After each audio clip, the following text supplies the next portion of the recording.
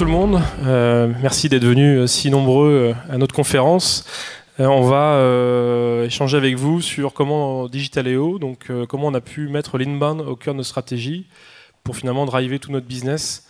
Et on est passé, vous allez voir, de l'artisanat à l'industrie par cette méthode. Donc je suis accompagné de Sébastien. Bonjour à tous, ravi de vous voir aussi nombreux déjà aujourd'hui. Je vais commencer par me présenter. Donc moi je m'appelle Sébastien, donc je pilote le marketing chez Digitaléo depuis un petit peu plus de 3 ans. Jocelyn, à l'époque, quand il m'a recruté, donc l'idée c'était vraiment de développer ce qu'on appelle une stratégie de génération de leads, donc d'acquisition de leads. Et on est rapidement parti vers une stratégie d'inbound finalement. Et c'est important que Jocelyn soit là aujourd'hui. Pourquoi? Parce que c'est un vrai projet qui doit être soutenu par en tout cas la direction. Pourquoi? Parce qu'on investit beaucoup d'argent. On va investir un peu d'argent quand même, mine de rien. On va structurer les équipes, on va réorganiser parfois l'entreprise. Donc merci d'être là, Jocelyn, et de donner aussi ton point de vue. Et c'est ce qu'on va aborder durant une petite quarantaine de minutes. Ouais, c'est vraiment ce que tu dis, c'est exactement ça. C'est-à-dire que c'était une vraie décision stratégique qui s'exécute sur plusieurs années avec des moyens, on le verra tout à l'heure, importants, et puis dans la durée. Et ça doit être au cœur du business. Moi, c'est quelque chose aujourd'hui que je suis sur mon smartphone tous les jours. Donc ça met la pression sur Sébastien et les équipes, mais en même temps, ça permet de suivre son activité. Du coup, le fil rouge, on va vous expliquer pourquoi est-ce qu'on a déployé l'inbound marketing, pourquoi aujourd'hui toutes les startups notamment utilisent un peu cette stratégie-là. Ça permet d'aller vite, vous allez comprendre. On rentrera dans le vif du sujet, comment est-ce qu'on a fait concrètement chez Digitaléo. Et puis on parlera un peu d'investissement, de structuration d'équipe, c'est des données qui peuvent être intéressantes pour vous. Et puis on terminera par un petit bilan. Et ben on démarre. Donc l'histoire, alors je vais faire très bref parce que c'est pas le thème du jour de vous raconter toute l'histoire d'entreprise, et puis ça fait 15 ans que j'ai créé l'entreprise, donc ça serait un peu long. Mais l'histoire, c'est que moi j'ai démarré l'entreprise dans un grenier à Bru et en 2004, en partant bien sûr from scratch avec de la prospection, un produit, et puis après on a grossi au fur et à mesure. Et aujourd'hui, voilà, on a 4000 clients dans toute la France, aussi en Espagne avec 200 clients en Espagne. La lead gen, enfin l'inbound, nous a permis de passer dans l'industrie de la vente de notre solution depuis 3 ans. Donc le métier de Digitaléo aujourd'hui, et bon, vous avez des petites cartes postales sur les sièges, et puis surtout venez nous voir sur le stand qui est juste à la sortie, à la fin, à côté du bar, ou sur notre site web si vous voulez plus d'informations. Mais Digitaléo aujourd'hui, notre métier, on est éditeur d'une plateforme qui permet en fait aux entreprises de pouvoir enrichir leur base de données, mais surtout derrière animer leur base de données, exploiter les datas pour faire des campagnes marketing. Et on s'adresse plutôt à des profils qui ne sont pas experts en marketing digital, au plus grand nombre.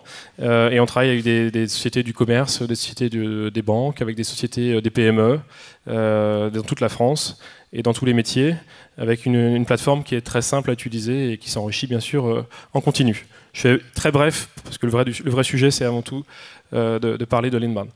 Alors, dans notre histoire, finalement, donc, quand j'ai démarré en 2004, on était des artisans, donc on ne faisait pas de marketing alors qu'on vendait des outils de marketing. Et c'était de la téléprospection classique par téléphone. Et puis au fur et à mesure, bien sûr, on s'est créé une image à partir de 2010, donc j'ai créé une équipe marketing. Et puis on a commencé à investir de plus en plus. Et bien sûr, vous nous avez au fur et à mesure connus à travers tout ce qui s'est passé. Mais on avait un marketing très corporate, classique, des salons, et puis de la visibilité sur la marque employeur, enfin des choses qu'on peut voir dans pas mal d'entreprises. Toujours en téléprospection. Donc forcément, pour les commerciaux, c'était dans le dur. On appelait sur des fichiers et puis par téléphone.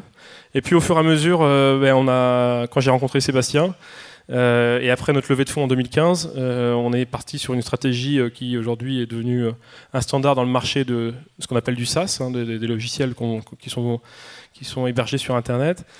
Une stratégie de web marketing, d'inbound, avec 2 phases. Une phase je dirais où on a appris, on a mis en place, on a construit une approche très verticalisée, toujours avec de la téléprospection aussi derrière en complément. Et puis au fur et à mesure, on voit que l'inbound a pris le pas sur toute notre stratégie business.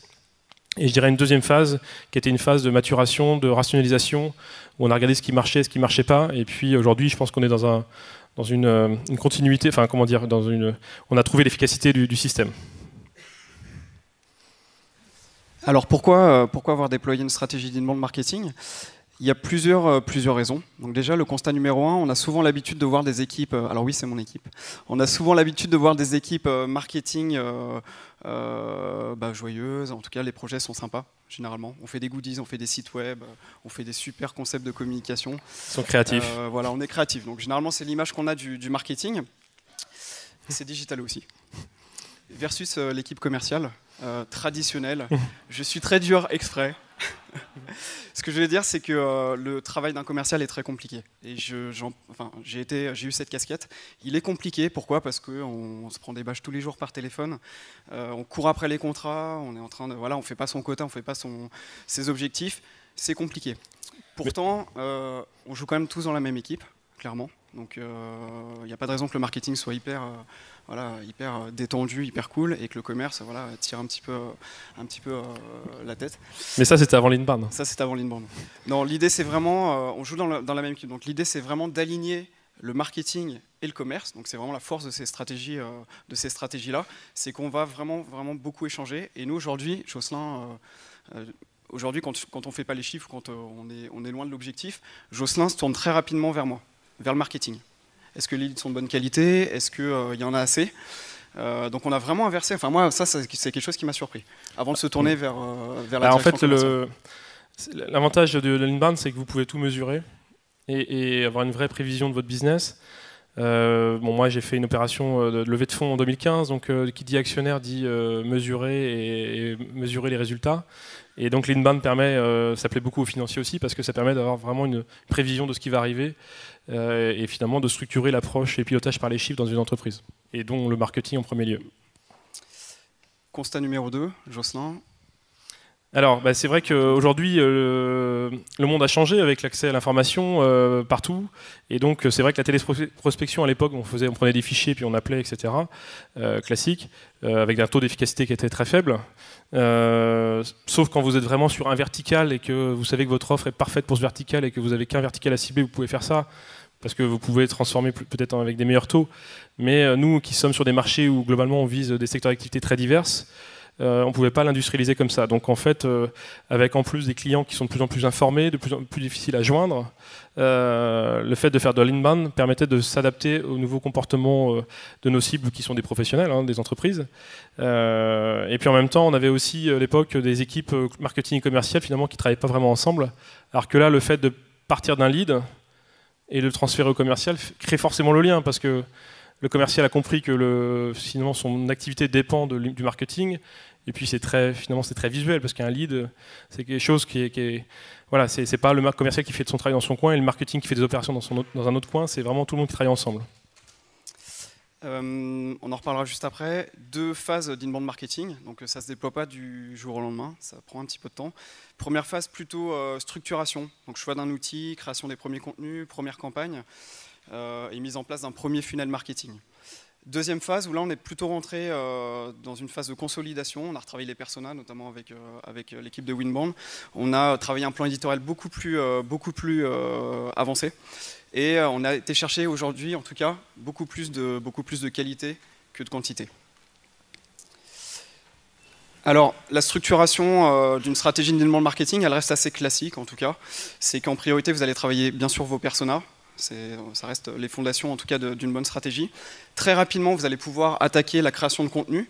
Une stratégie d'inbound marketing sans contenu, sans investir dans du contenu marketing, ça ne fonctionne pas, sachez-le. Et ensuite, bien sûr, on va choisir une solution, on va travailler des workflows, on va travailler plein de choses que je vais vous présenter assez rapidement. L'idée, c'est pas d'être expert ou de rentrer dans le technique. Et on va donner de la visibilité à tout ça. Et là, on va commencer à récolter les fruits. D'accord ? Alors, alors les personas, c'est un travail qu'on avait fait d'ailleurs avec Winbound. Donc, je vois Lisa au fond, donc on l'a fait avec son équipe. Et en fait, c'était très structurant parce que les personas, c'est ce qui permet de rentrer en profondeur pour bien comprendre les cibles auxquelles vous voulez adresser. Et je dirais, ça va même au-delà de la stratégie marketing, ça va aussi influencer le produit, enfin tous les choix qui vont être faits. Et donc, ce qui est important dans les personas, donc vous pouvez en avoir plusieurs personas, il ne faut pas en avoir trop non plus. Nous, on en a choisi 2. Et puis un troisième en tant que prescripteur, c'est-à-dire plutôt partenaire, mais sinon 2 cibles principales. Et on a aussi défini des anti-personas. des gens avec qui on n'a pas envie de travailler, en tout cas qui ne sont pas cœur de cible, parce que sinon on voyait bien que c'était pas efficace. Et donc les personas derrière, ce qui est important, c'est de comprendre comment ils prennent leurs décisions, quelles sont leurs problématiques, quelles sont la douleur auxquelles on peut apporter une solution. Et puis quels sont leurs canaux de communication, comment vous allez les toucher? Est-ce que c'est des gens qui sont très connectés sur les réseaux sociaux? Est-ce qu'ils vont beaucoup dans les événements? Qu'est-ce qu'ils lisent comme revues, etc. Et finalement, vous arrivez à une fiche très descriptive. Donc là, ici, c'était Emmanuel. Emmanuel, c'est le patron d'une tête de pont au niveau marketing d'un réseau, donc un réseau de distribution, par exemple, ou un réseau d'agences. Voilà, donc, et on en a fait des fiches comme ça, et bien sûr maintenant on y fait référence dans toutes nos décisions, dans nos stratégies, et bien sûr on a mis en place après, et Sébastien va vous l'expliquer, des contenus qui sont pour toucher ces personnes-là. Alors exactement, donc à partir du moment où vous avez défini les problématiques, déjà défini vos personas et leurs problématiques, vous allez pouvoir travailler les contenus. Donc ce qu'il faut savoir, je vous le disais, en fait l'inbound c'est une vraie stratégie de contenu. Pourquoi? Parce que en outbound, typiquement quand on fait des salons, quand on veut faire la téléprospection, quand on va acheter des fichiers marketing, sans argent, on va pas faire de lead, on va potentiellement pas faire grand chose. Alors que l'inbound, tout est possible. Avec de l'argent en plus, on va aller plus vite. Mais en tout cas, c'est une stratégie qui repose beaucoup sur le référencement naturel. Donc c'est pour ça aussi qu'on a opté pour cette stratégie. Jocelyn vous en parlait, on va chercher les problématiques des personas. D'accord? Donc typiquement, si on prend Emmanuel, on sait qu'il a quelques problématiques de fidélisation de clients, de génération de trafic en point de vente, de base de données, il peut y en avoir beaucoup. Et l'idée, c'est de pouvoir lui apporter en fait des réponses via des contenus téléchargeables. Là, j'insiste, ça va être des contenus téléchargeables, des offres. Ça peut être des infographies, des livres blancs, des e-books, des vidéos, des PDF pour des témoignages clients. Et on va essayer de les placer en fonction de la maturité du prospect, de son parcours. D'accord? Donc l'idée, comment ça se traduit physiquement? Chez Digitaléo, par exemple, on s'est mis en route tout le premier semestre 2018 pour rédiger des contenus assez denses et en fonction du cycle de vie, donc de la maturité du prospect. Donc ça se traduit comment? On a sorti 45 documents téléchargeables, donc assez lourds. Et les petits points verts que vous voyez autour, c'est quoi? C'est tous les articles de blog. Pourquoi? Parce qu'une landing page, donc une offre, va être très compliquée à positionner en naturel, en tout cas, en référencement naturel, dans Google. D'accord?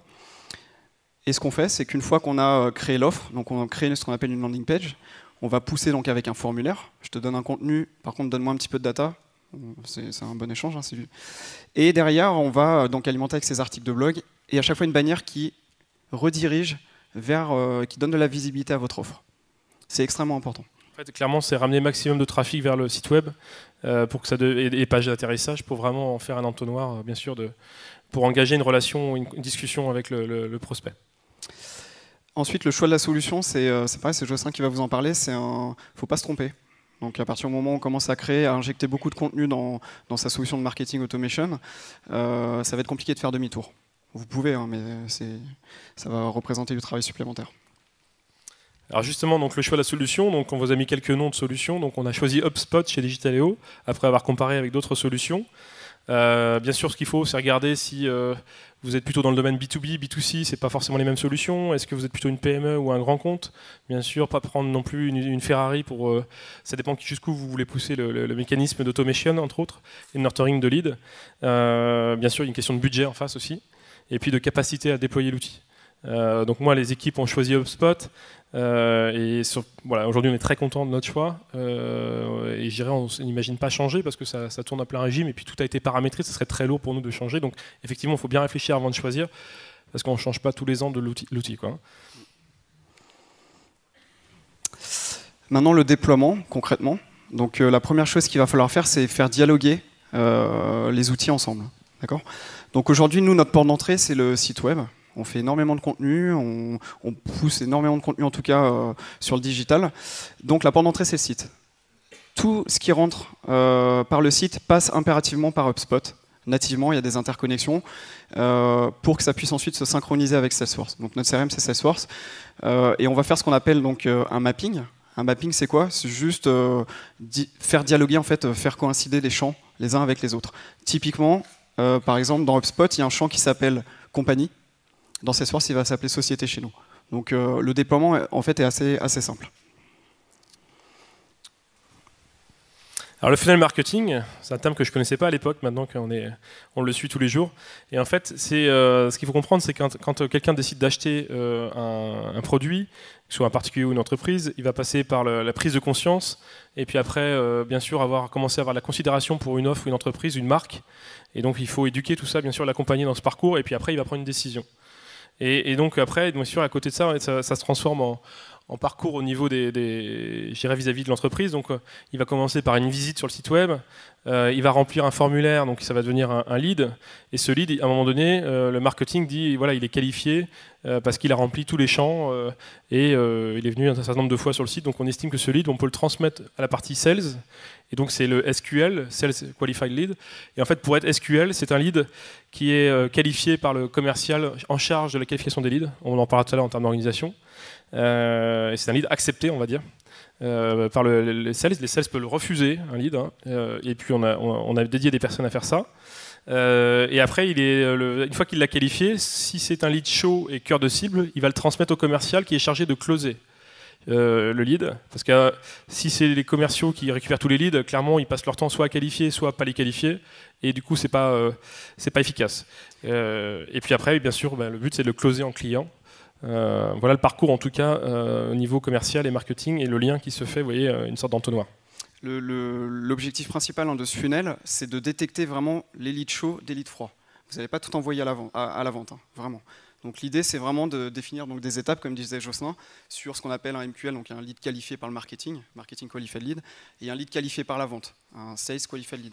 Ouais. Et ça, c'est quelque chose qu'il faut travailler vraiment avec l'équipe commerciale, en tout cas interservice, ouais. Pour dire, par exemple, chez Digitalo, un lead qualifié, c'est un lead qui a un nom, un prénom, une société, un intérêt validé, et que le persona n'est pas égal à étudiant, par exemple, parce que ça ne sert à rien d'envoyer des étudiants directement à la force de vente.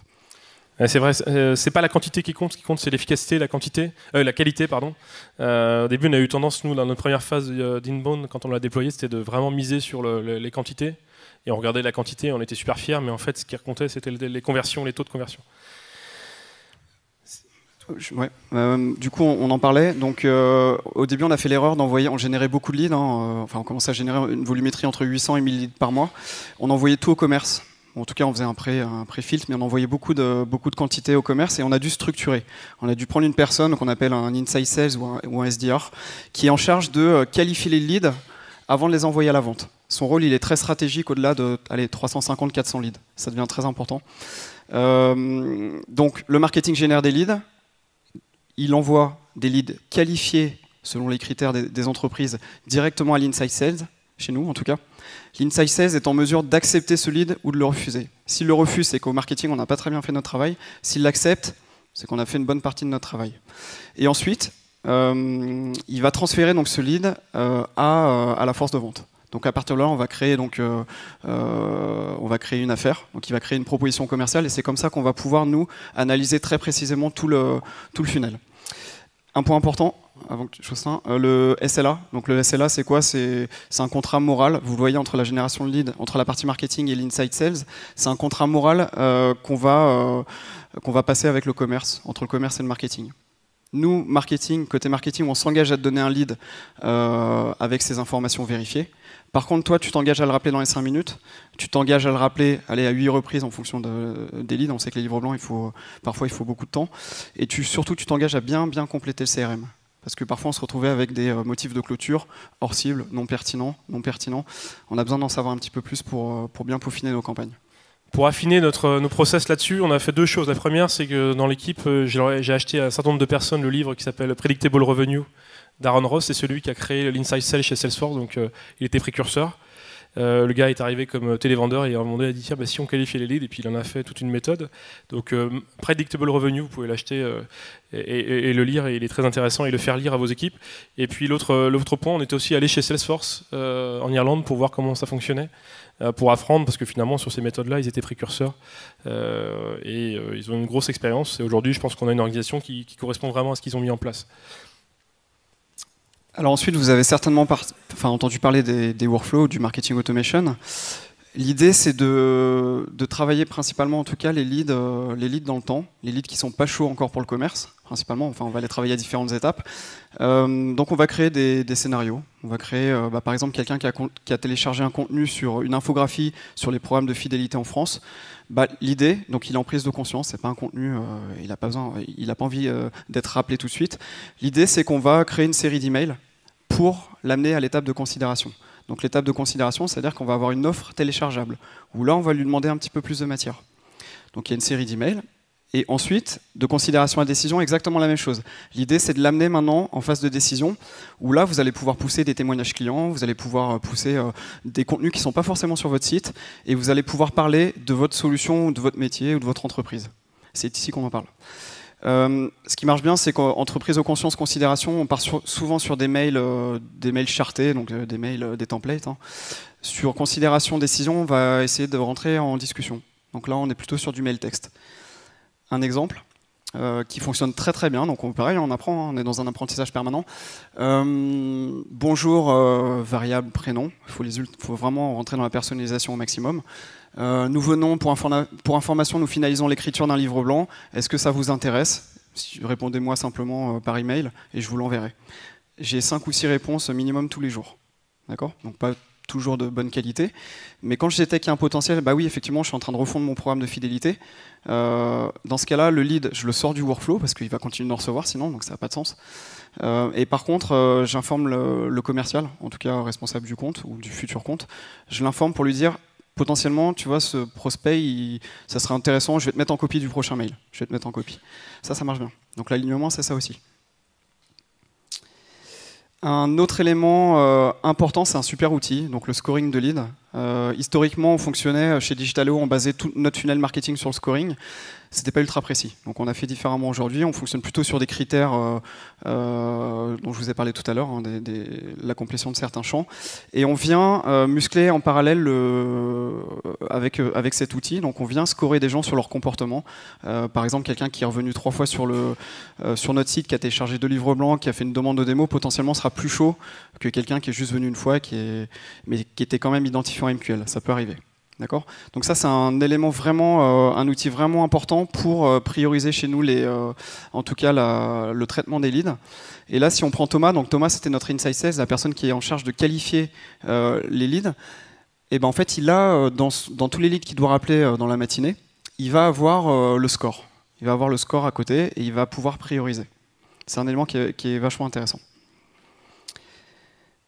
Donc maintenant vous avez créé pas mal de choses, votre outil est plutôt complet, vous avez beaucoup de contenu marketing, il va falloir diffuser. Et c'est la clé aussi, hein. C'est la clé. C'est-à-dire que vous pouvez produire énormément de choses, si vous ne diffusez pas, si vous ne mettez pas de l'argent sur la table, clairement, ça ne produira pas grand-chose. Donc plus votre page va drainer de trafic, on le sait tous, plus il y aura de trafic sur votre page web, plus il y aura de trafic sur votre site, plus vous aurez des chances d'acquérir du prospect ou du lead. D'accord. Donc on va passer par les canaux traditionnels du web marketing, SEO, AdWords, Bing, etc. Réseaux sociaux, ça marche plutôt bien. Et ensuite, vous allez pouvoir donc créer X campagnes pour promouvoir vos contenus. Un exemple de landing page qui fonctionne plutôt bien. Donc vous voyez, on a supprimé tous les points de fuite. Il n'y a pas de menu de navigation. Il y a un titre assez accrocheur, 8 bonnes pratiques, les 5 meilleures recommandations pour... on peut imaginer plein de choses, ça marche plutôt bien. Et un formulaire de prise de conscience, donc très light. Prénom, nom, email. On n'a pas besoin de plus. De toute façon, on va pas s'en occuper pour l'instant. La personne a téléchargé le contenu. Extrêmement important, vraiment, je vous engage, en tout cas même si vous avez certainement déjà des campagnes qui tournent, la page de remerciement, c'est un véritable levier pour faire chauffer vos leads. Pourquoi? Parce que une personne qui est en train de télécharger 10 exemples, ou en tout cas comment générer un e-book sur comment générer du trafic dans mon point de vente, potentiellement, si on lui pousse dans la foulée un exemple un petit peu plus précis, 10 exemples de campagnes SMS qui génèrent du trafic à coup sûr, en moyenne, il y a 20% des gens qui téléchargent dans la foulée. D'accord. Donc sachez que parfois on mettait des displays, en taux de clic, on est entre 15 voire 25% de taux de clic sur ces pages-là. Donc gardez le lead. Et là, pour télécharger ce contenu, on lui demande un petit peu plus d'infos. Pareil. Ok, je connais déjà ton prénom, ton nom, donne-moi un petit peu plus de matière. quelques displays. On a mis quelques exemples pour pousser sur LinkedIn, sur AdWords. Il faut bien choisir vos sites, mais également aussi sur Facebook, ça fonctionne plutôt bien. Le zoom sur le SEO, je vous en parlais tout à l'heure. Voilà, c'est typiquement le genre de requête qu'on va chercher. C'est de la longue traîne, on appelle ça la longue traîne. Et ça fait peut-être 50, 100, 200, 400 visites en plus par mois, mais petit à petit, en fait, ça donne une image et une visibilité de dingue à votre société. Et l'idée, c'est que bien sûr, une fois que vous avez cliqué dessus, hop, va un petit peu plus loin. Je te fais un petit teasing, va un petit peu plus loin et télécharge l'ensemble du document. Voilà, on a diffusé, c'est bien, ça rapporte de l'argent, je sais pas, il faut qu'on analyse. Donc, on améliore que ce qu'on mesure, c'est un vrai, je trouve que ce proverbe il est plutôt pas mal. Donc l'analyse, vous allez faire quoi? Bien sûr, vous allez analyser la partie web marketing, tous les indicateurs clés liés à votre site web, liés à vos landing pages. Donc là, on va regarder les taux de rebond, on va regarder bien sûr les taux de conversion, on va regarder le temps passé sur les pages. Ensuite, ce qu'on va faire, c'est que nous, dans notre CRM, c'est vraiment notre CRM qui pilote l'ensemble des équipes. Le commerce, le marketing, le customer success, toutes les équipes. On centralise tout dans Salesforce. Pourquoi? Parce que toute la data est là-dedans. Et donc, on va pouvoir analyser très précisément le funnel marketing qu'on a vu tout à l'heure. Typiquement, au mois de janvier 2018, on a eu, alors je ne vois pas très bien, mais on a eu 325 livres blancs téléchargés. Il y en a eu réellement, en fait, en identifié MQL, donc en lead qualifié, 137, et finalement en lead accepté par la vente, 27. Donc vous voyez, ça chute très rapidement. Et en lead signé, ça va chuter encore plus. Donc il vous faut la volumétrie. Ça, c'était ma plus grande découverte, c'est que avec l'inbound, c'est qu'il y a énormément de gens qui ont du temps et qui sont très curieux sur Internet, mais que finalement il n'y a pas de sujet de business. Et voilà, donc c'est d'où l'importance de bien qualifier pour éliminer ces gens-là au niveau du commerce. Sinon, vos commerciaux, ils passent du temps à pas faire leur métier finalement. Donc à partir du moment où vous mettez un filtre, vous avez une meilleure performance. Et sur la partie funnel, donc toi Jocelyn, tu présentes ça tous les mois. Oui, voilà, vous voyez, je les suis même sur mon téléphone en temps réel. Donc clairement, vous avez bien sûr le nombre de contacts qui ont été générés par le site. C'est un exemple, c'est un exemple. Et puis derrière, le MQL, c'est-à-dire combien de ces contacts générés sur le site sont vraiment qualifiés par le marketing et transmis aux commerciaux. Au commercial, l'insight qui va qualifier. Et puis après le SQL, c'est-à-dire combien lui il détecte de prospects chauds. Et 88, ce sont vraiment les vraies opportunités commerciales où on fait une offre au niveau des commerciaux. Et ça, ces chiffres, on les remonte bien sûr nous au niveau de tous les actionnaires. Et puis derrière, surtout, ça nous aide aussi à construire les budgets, parce que finalement, en partant d'un budget marketing, on peut finalement planifier tout le business qui va en découdre, parce qu'à partir du moment où vous avez un peu d'historique, vous avez stabilisé la construction de l'inbound, après c'est facile de construire les budgets parce que vous partez d'un budget marketing. L'organisation marketing, on me pose souvent la question, comment fonctionne l'équipe. On était 3 au début. Une personne est partie rapidement puisqu'elle avait plutôt un profil, pas du tout digital. Aujourd'hui, on est pas moins de 9 personnes au marketing, une personne plutôt sur le marketing produit. Mais il faut structurer, mine de rien. Nous, on a décidé quand même de structurer et parfois on est quand même beaucoup sous l'eau. 3 pôles, un pôle production, je vous ai dit, production de contenu, on internalise la production. Pôle communication. Pourquoi? Parce qu'il faut diffuser les offres sur LinkedIn, il faut aussi profiter des temps forts ou des salons qu'on fait pour promouvoir aussi nos contenus, nos offres. Et bien sûr le pôle acquisition, je vous l'ai dit, si vous diffusez pas, si vous payez pas un petit peu, ça va être compliqué d'alimenter tout ça. Au centre, elle ne fait pas partie de l'équipe, mais Mélanie s'occupe vraiment de nous faire des exports régulièrement du CRM pour nos campagnes. C'est important, on travaille énormément avec elle. Vous avez besoin de quelqu'un qui maîtrise le CRM quand vous déployez une stratégie d'inbound marketing. Alors, combien ça coûte, Jocelyn? On a investi 8% de tous nos investissements. Donc nous, de chez Digitalo, le premier investissement, c'est bien sûr la R&D pour améliorer la plateforme en continu. Et le deuxième investissement, c'est l'inbound marketing. Il n'y a pas le coût des sales là-dedans. C'est vraiment l'équipe marketing avec tous les achats d'espace, les Google AdWords et autres. Donc on dépense 8% par an de tout notre investissement. Il faut l'avoir en tête, c'est un vrai investissement marketing, mais c'est au centre de notre conquête de business. Côté marketing, répartition de mon budget. Aujourd'hui, je dédie 60% de mon budget sur l'inbound. Le reste, ce sont des salons, principalement. Donc 60%, c'est pas rien quand on connaît le montant. Mais plus précisément, après, ce qui va coûter cher, bien sûr, c'est les campagnes marketing aujourd'hui. Mais quand on regarde l'an passé, on était sur la production de contenu, on était plutôt aux alentours des 20-22%. D'accord ? Un budget qui bouge pas trop, c'est plutôt les outils, on a structuré aujourd'hui. Donc on reste quand même à 11% de l'investissement, des 60% pardon, du budget. Alors, on va vous parler des difficultés, des victoires, parce qu'on a vécu les deux, hein, clairement. Ça, je vous l'ai dit, parfois c'est compliqué aussi de réorganiser une entreprise. Les difficultés, Jocelyn, t'en as vu ? Ouais, je l'ai un peu dit tout à l'heure, c'est-à-dire qu'au début on filtrait pas beaucoup, donc à la fois le marketing envoyait quasiment tous les leads aux sales, et en plus il n'y avait pas de personnes pour qualifier les leads, donc les commerciaux se retrouvaient noyés de leads. Et nous on croyait que c'était les commerciaux qui faisaient pas leur travail, c'est juste qu'ils savaient plus où aller, et que les leads étaient pas toujours qualifiés. Donc clairement ce qu'on a mis en place en phase 2, c'est-à-dire qualification à la fois au niveau du marketing et qualification au niveau de l'inside sales pour envoyer aux commerciaux que les bons leads, ceux qui sont chauds. Au début, les sales n'avaient pas aussi compris l'intérêt de la démarche. Ils disaient que c'était la dernière nouveauté du marketing, mais ils n'avaient pas compris que ça allait changer leur business. Donc il est important de vraiment communiquer sur les objectifs, bien sûr que ce soit porté par la direction aussi, pour faire en sorte que les commerciaux soient pleinement acteurs, parce que l'hygiène du CRM est essentielle, hein, si on veut mettre en place de l'inbound. Si on veut traquer derrière les résultats, il faut que les commerciaux soient bien pilotés sur ce sujet-là. Donc le CRM, et puis après éventuellement, il y avait des réglages, parce que forcément au début on va mettre trop de pression, on va manquer un peu de finesse dans les workflows par exemple, et tout ça s'est affiné au fur et à mesure en corrigeant. Donc c'est faire du test and learn, et puis garder bien sûr que ce qui marche et corriger ce qui ne marche pas. Et la douleur sur les contenus, c'est important. La création de contenu. Hein. Oui, alors il y a eu un gros travail de l'équipe pour créer des contenus. Voilà, alors nous on l'a fait en interne. Vous pouvez les choses à l'externaliser, mais en interne, on est quand même expert de notre sujet, donc on a misé là-dessus, et voilà, ça nous a permis finalement de se développer une vraie expertise au fur et à mesure, qui peut être utile même pour des conférences, par exemple. Exactement.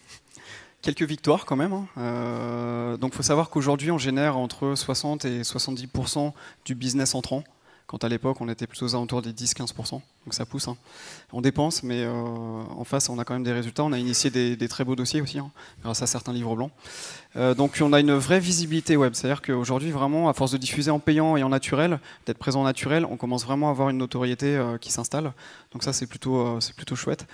Une belle volumétrie de leads entrantes. Donc on a minimum 600 leads par mois, même sans trop pousser, sans refaire de nouvelles campagnes. Donc c'est constant, hein, et on peut monter jusqu'à 1200, 1500 leads, mais après c'est une question de budget. Il suffit qu'on accélère encore plus sur le budget donc là ça demande aussi une organisation différente si on veut accélérer. On a un process industrialisé, on est capable de lancer des campagnes très rapidement aujourd'hui. Voilà, on sait faire. Pour nous c'est assez simple. Le budget AdWords et Bing, bien sûr, il diminue fortement tous les ans. Donc ça c'est plutôt intéressant, notamment avec les places acquises en SEO. Et puis on peut analyser très finement aujourd'hui les points de friction dans le funnel marketing. C'est comme ça qu'on a détecté des freins. Hein. On se rendait compte que finalement on passait beaucoup trop de leads au commerce et que c'était pas la faute des commerciaux. Enfin c'est la faute de personne, mais s'ils pouvaient pas gérer, je me mettais à leur place. Et du coup aujourd'hui c'est plutôt alors ça a été compliqué, c'est beaucoup d'éducation, il y a le monde marketing. Avec la force de vente, il faut s'appuyer sur des leaders. Hein, moi, je m'appuie beaucoup avec Steven pour la partie commerciale. Mais il faut vraiment partager et expliquer pourquoi est-ce que vous faites, pourquoi est-ce qu'on bouscule un peu les codes traditionnels. C'est extrêmement important. L'alignement, on appelle ça le smart marketing, entre le commerce et le marketing. Alors, pour terminer, puisqu'il reste plus beaucoup de temps. C'est toi ? 5 minutes. Ouais. D'accord, 5 minutes. Bon, ça va. Donc si je pouvais en tout cas, ou si on pouvait vous faire quelques recommandations pour les gens qui souhaitent développer ce genre de stratégie. La première recommandation, c'est que je vous l'ai dit, c'est pour ça que Jocelyn est là, c'est que le projet il doit vraiment être soutenu par la direction. Ça ne peut pas fonctionner ainsi. Jocelyn, parfois je challenge un petit peu aussi sur le budget, hein, faut y aller. Hein. Non, mais à partir du moment où on peut mesurer que ça marche, on est à fond.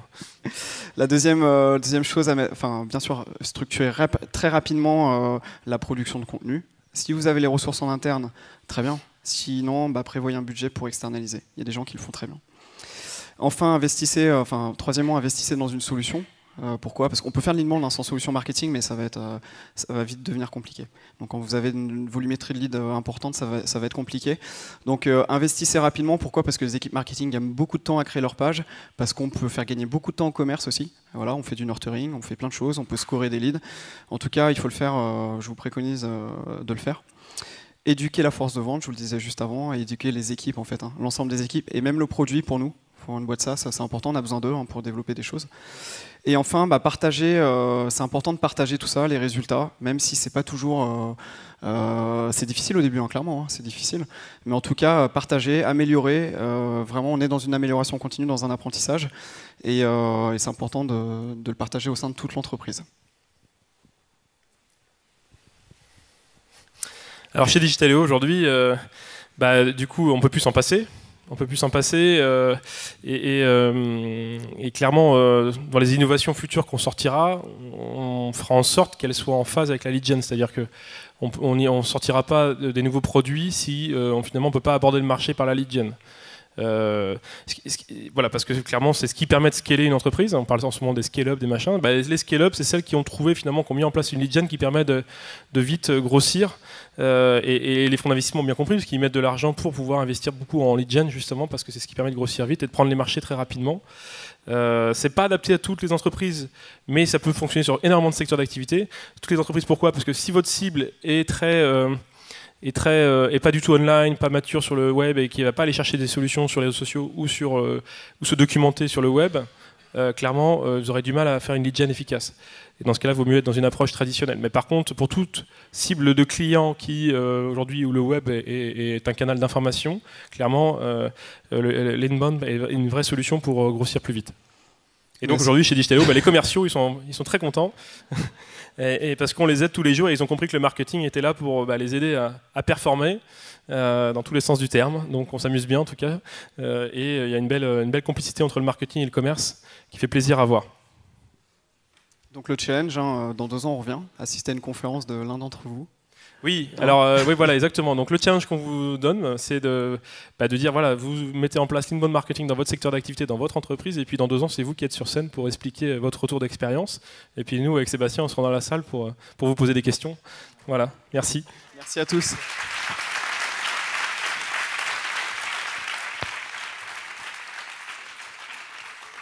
Et pour ceux qui voudraient avoir plus d'informations sur Digitaléo, un peu de commerce, un peu de publicité, n'hésitez pas à venir sur le stand ou sur digitaléo.fr pour venir nous découvrir. Mais vous inquiétez pas, on ne va pas vous harceler non plus. Et pour ceux qui... On est dispo pour les questions par contre? Oui, justement, il n'y a pas beaucoup de temps pour les questions, donc n'hésitez pas, je crois qu'il faut qu'on... non, 2 minutes, ça va être chaud. 5 minutes. Ah, okay. Super. Ah, super. Donc on est à votre disposition pour les questions.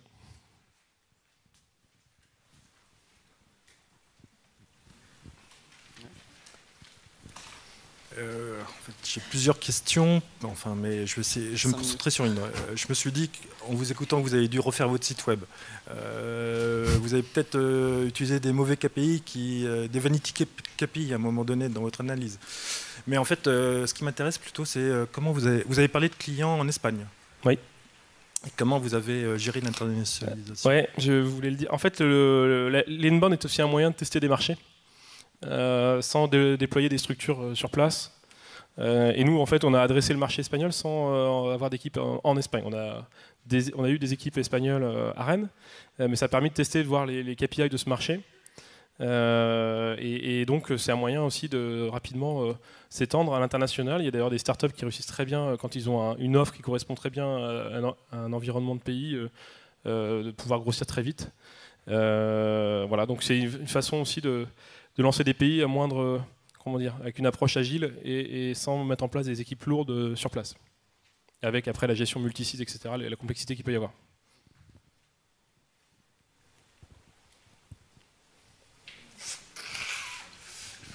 Oui, bonjour. Donc juste pour rebondir justement sur cette même question, en déployant sur un autre pays, comment vous faites? Vous faites un copier-coller traduit, ou est-ce que vous adaptez à la culture, au contexte, à quelque chose? Est-ce qu'il y a une adaptation particulière dans la stratégie inbound sur l'Espagne versus France, par exemple? On va dupliquer bien sûr beaucoup de contenus. On va les dupliquer, mais on va essayer de... Nous, on a internalisé une équipe espagnole. Donc on va dupliquer les contenus, on va reproduire exactement la même chose, sauf qu'on va aller beaucoup plus vite puisque c'est déjà industrialisé. Donc par contre, il faut être sûr que la plateforme d'automation puisse aussi ouvrir les routes sur d'autres pays. Donc ça, généralement, c'est un coût. Mais en tout cas, oui, il va falloir restructurer alors une équipe moindre, puisqu'on va commencer en mode agile, mais on va refaire exactement la même chose sur un autre pays, en 3 fois plus vite, généralement. Okay. Le seul paramètre un peu plus compliqué à gérer, c'est le SEO. Là, par contre, on sait qu'il va falloir 2 ans, 3 ans avant d'avoir des premiers résultats, des choses qui vont vraiment être significatives. Okay. Merci.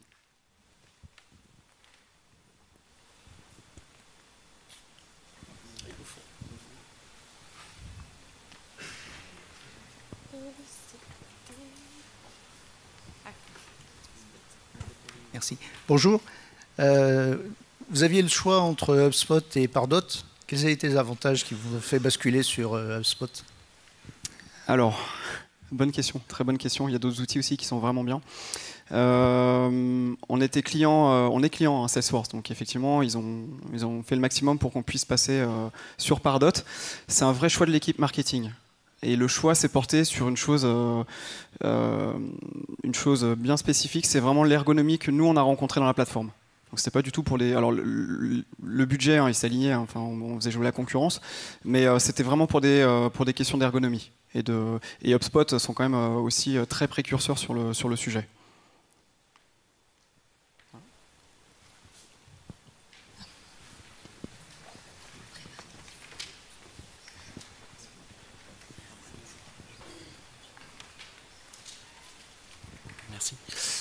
Chez nous, on a une problématique, c'est le SMS. Et dans une stratégie inbound, on a du mal à le traquer, du mal à le suivre. On fait face à des agriculteurs pour notre part. Alors, je crois que Digitaléo offre quelque chose sur le SMS. Comment vous avez réussi à le mettre aussi au sein de votre stratégie? Et comment vous arrivez à traquer ou à suivre vos utilisateurs au travers de cette solution?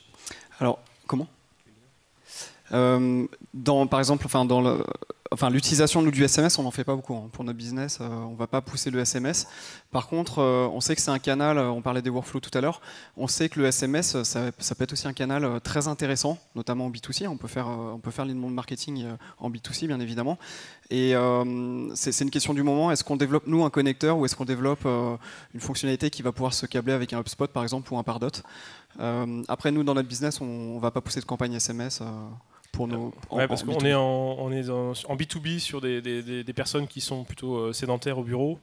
Par contre, dans votre domaine, le SMS peut être très utile. Après, on a des techniques au niveau du SMS, mais on pourra en discuter si vous voulez après, pour mettre des liens par exemple et aller beaucoup plus loin dans le tracking de ce que ça peut donner. Donc des liens avec des pages d'atterrissage pour pouvoir montrer de la photo, avoir du formulaire par exemple. Donc on peut en parler si vous voulez après ou sur notre stand. Et en fait, les canaux à utiliser, il faut adapter en fonction de la cible. C'est-à-dire que quand on est en B2B, on va plutôt utiliser l'email, c'est moins intrusif que le SMS. Et tout le monde ne donnerait peut-être pas son numéro de mobile. Et en B2C, par contre, ça peut fonctionner très bien. Donc, voilà. Ce qu'on vous propose, c'est que si vous voulez poursuivre les discussions, n'hésitez pas à aller sur le stand Digitalo. Moi, je serai là. Ah bah non, j'ai une conf juste après. Ouais, mais moi, j'y serai. Jocelyn sera là. C'est toi l'expert, mais, voilà. Bon, je peux répondre quand même. Mais n'hésitez pas à me faire un mail ou échanger avec moi sur LinkedIn. Ouais. Merci beaucoup, merci vous étiez nombreux, merci. Bonne journée.